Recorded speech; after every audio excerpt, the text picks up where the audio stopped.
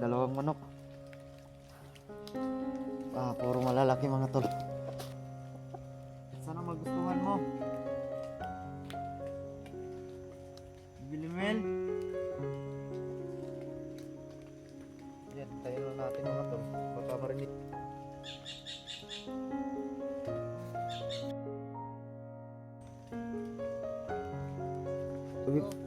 Bilimel, ikaw ba yung kumuha ng manok? Opo, ako po yun. Ay, salamat. Salamat.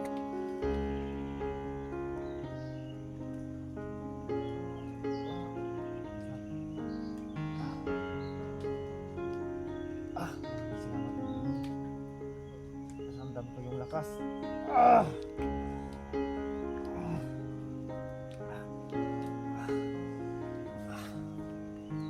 Lakas ko ito. Lakas na naman yung mga kamay ko.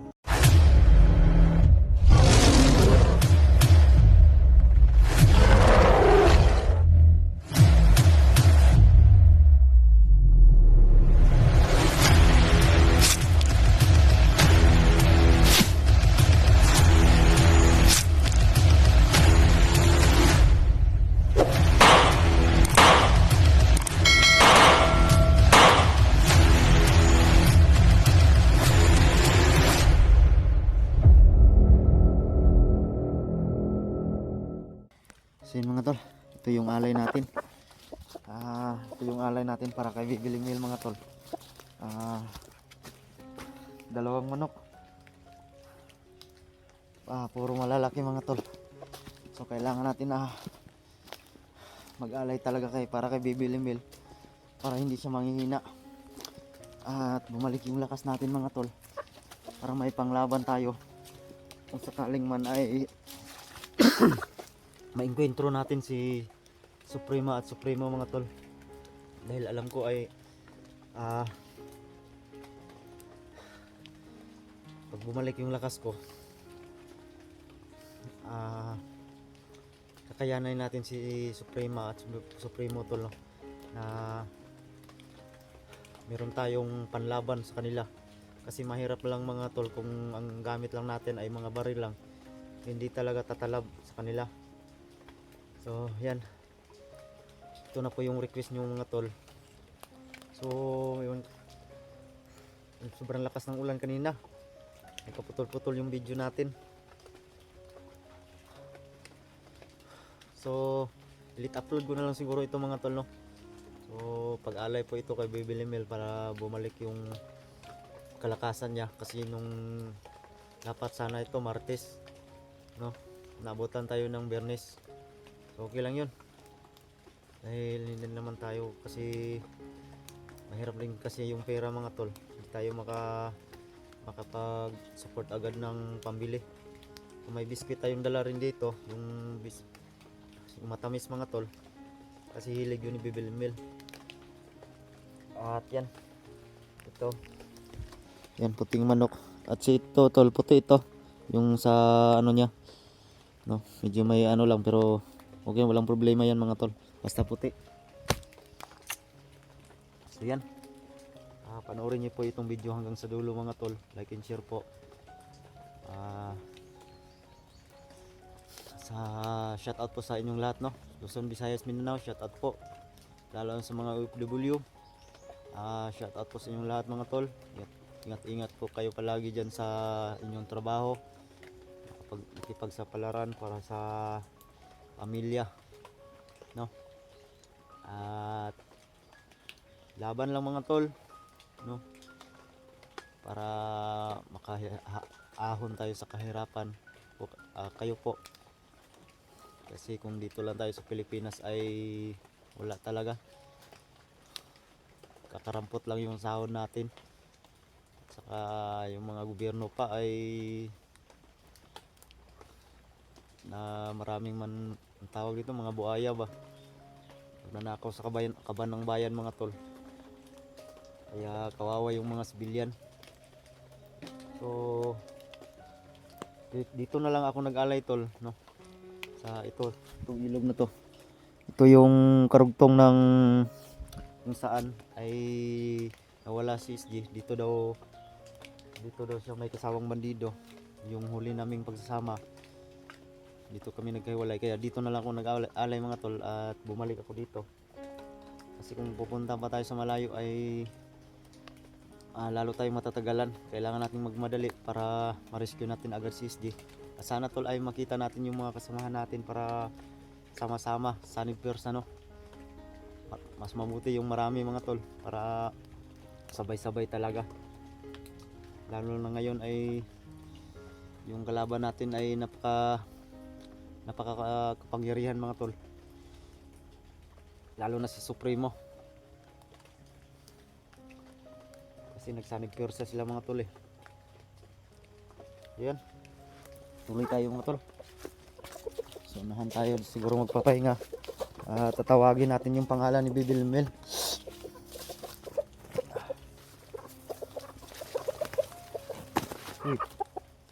Yung mo di.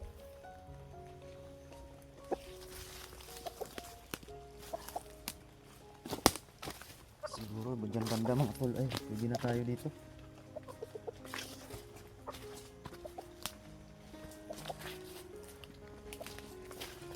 Yan ilog mga tol.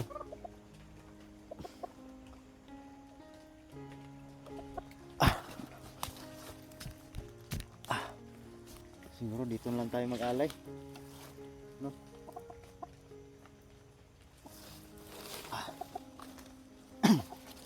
Bibilimuel, Bibilimuel, ako to si Tito John G mo. Kung narinig mo ako, sana ay magpakita ka sa akin. Ito, may dala kong alay para sa iyo. Sana magustuhan mo. Bibilimuel. Yan, tayo lang natin mga tol. Baka marinig niya yung boses natin. Kukunin niya yung manok, no? Bibilimuel. Tayo lang natin mga tol na baka sana ay lumutang siya bigla. Lah, nawala yung manok mga tol. Yun o. So ano kayong ibig sabihin nito? Siguro kinuha na ni Bibilimuel. Yun mga tol, nawala talaga. Oh,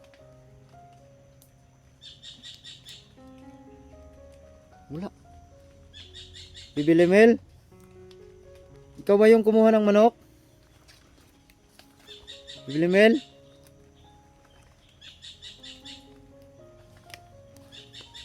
Bibilimuel, ikaw ba yung kumuha ng manok?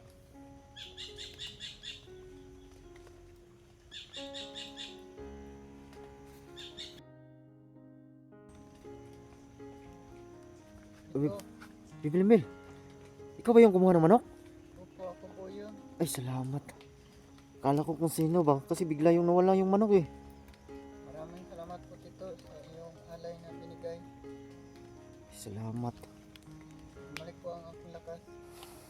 Ay, salamat. So yun mga tol, bumalik daw yung lakas ni Bibilimuel dahil sa binigay kong alay. Ay, salamat, thank you Lord. Yun mga tol, pasalamat ako dahil dumating na si Bibilimuel mga tol. Ang tagal mong hindi nagpagkita sa akin, Bibilimuel.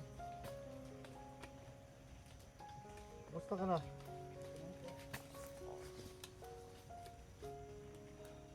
Masaya po ako nagkita ulit tayo. Nga, kasi ang tagal kong hinahanap din kita. Kasi sa tulad ng sinabi mo dati ay kailangan nung binigyan mo ako ng agimat, kung gagamitin ko yung agimat na yun na binigay mo sa akin ay maapektuhan ka, di ba? Sabi mo manghihina ka. So yun mga tol, ito na po.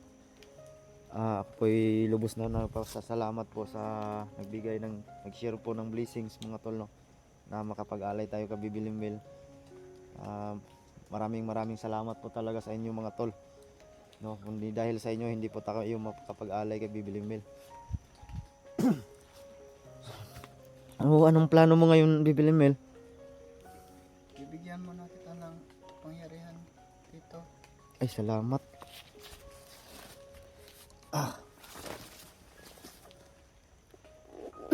Bibigyan mo ako ng pangyarihan? Para may protection ka po. Ganun ba? Maray mo ba akong tulungan, Bibi Mel? Kasi yung anak ko ba? At saka yung kaibigan ko na si SG. Huwag po kayong mag-alala. Ha? Maaari po kitang tulungan doon. Tutulungan mo ako? Opo. Salamat naman kung ganun. Si Kuya SG po, kilala ko po yun dahil nakita na po kami noon. Oo, nagkita, di ba? Naalala mo dati? Opo. Huwag po kayong mag-alala dahil tutulungan ko kayo paghahanap sa kanya. Ay, salamat.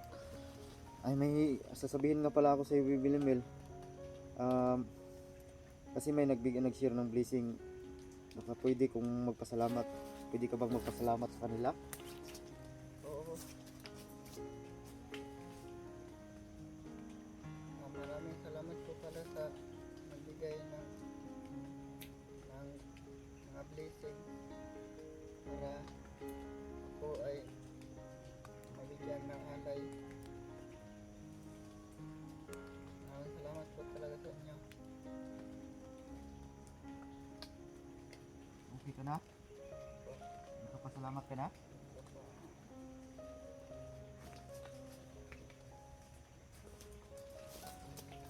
Yung kasi importante rin ko, Bibi Mel eh. Yung anak ko ba? Tanong sana ako sa'yo kung makikita mo ba na okay na sa ayos ba siya ngayon? Hindi ba siya sinasaktan? Hindi naman po. Okay lang siya? Okay lang po. Pwede mo bang akong matulungan rin dyan sa parte na yan na mahanap yung anak ko? Hindi po. Salamat. Sa yung kaibigan natin na si Police D. Kumusta na pala yung mama mo? Okay lang po. Okay lang? Ay. Yan mga tol.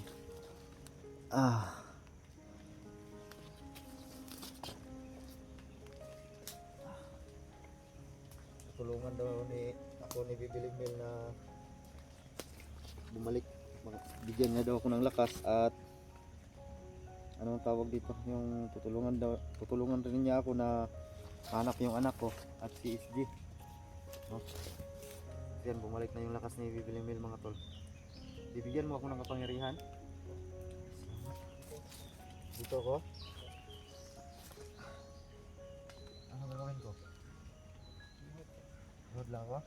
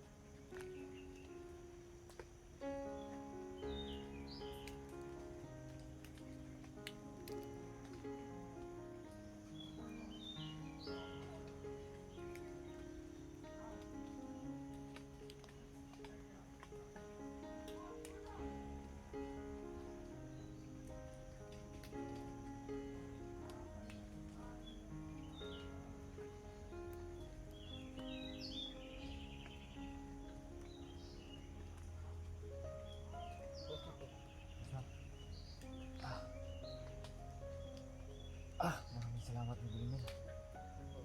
Naramdam ko yung lakas.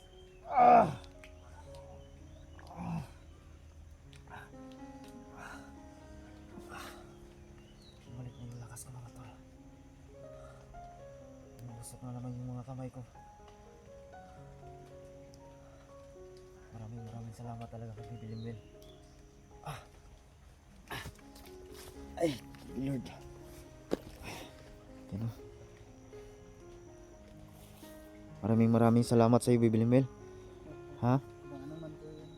Dahil binigyan mo ako ng lakas, ay mayroon na akong panlaban sa mga kalaban nito. At susugpuin natin yung mga kasamaan.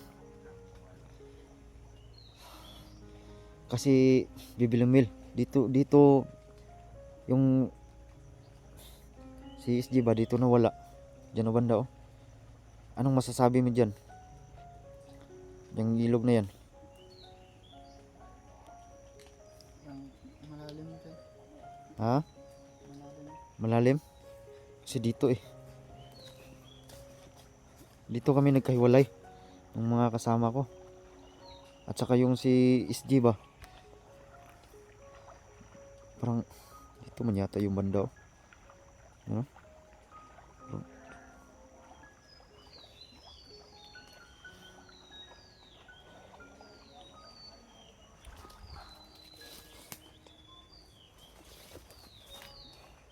Saan ka pupunta? Doon po. Tara. Ikaw muna.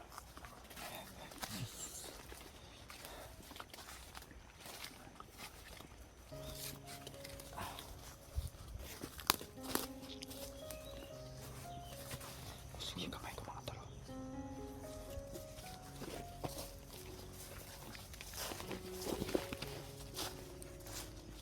Usok kanina. Lakas ng usok. Grabe yung kapangyarihan na binigay ni sa akin, Bibi Limel. Bakit, Bibi Limel? Ha? Bakit? May na... Ano ka?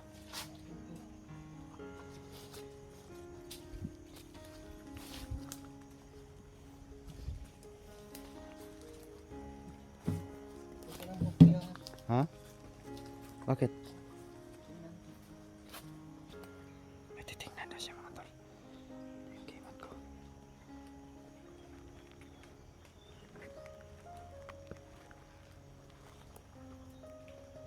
Sobra yung kapangyarihan ko mga tol.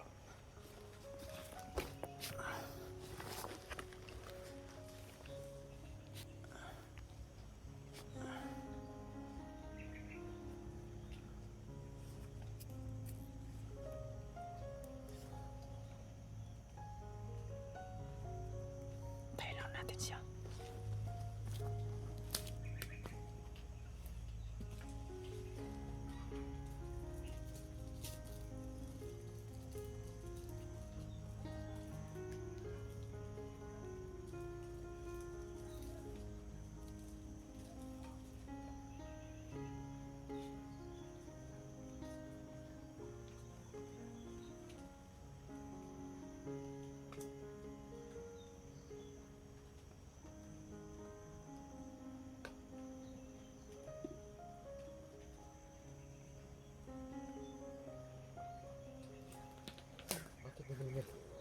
Ano yung ano mo? Ha? Nandito lang po. Ang yung kasama kuya. Ha? Nasa tubig. Tubig? Diyan? Oo. Nandyan sa tubig? Opo. Pero kailangan pa natin bilisan dahil mayroong masamang mangyayari sa kanya. Ganun ba? Opo. Yung si SG, yung sinasabi mo? Opo.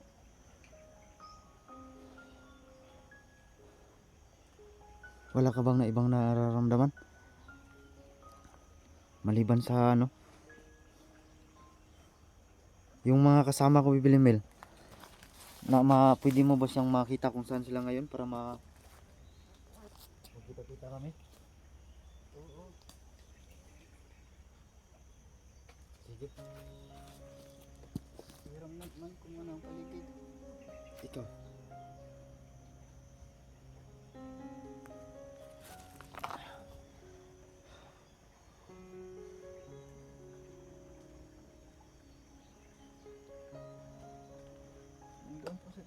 Ha? Doon?